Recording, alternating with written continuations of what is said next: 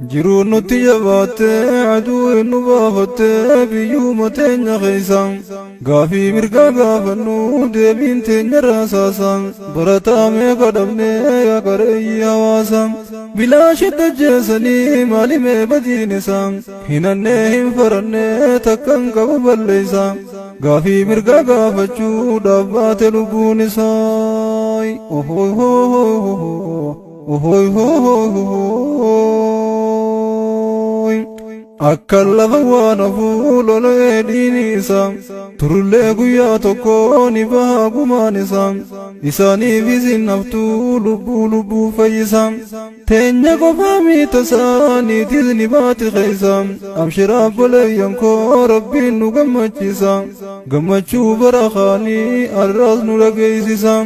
kanallee ni fuusisa waan fuusise mallasi qalbii muslimaa tan dhukkubsatte fayyisi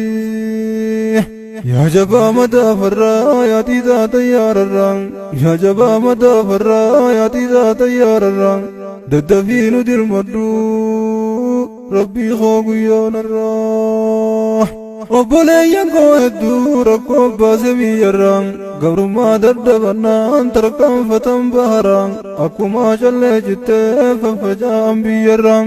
ابشر بوليان كو نسرير ولا قران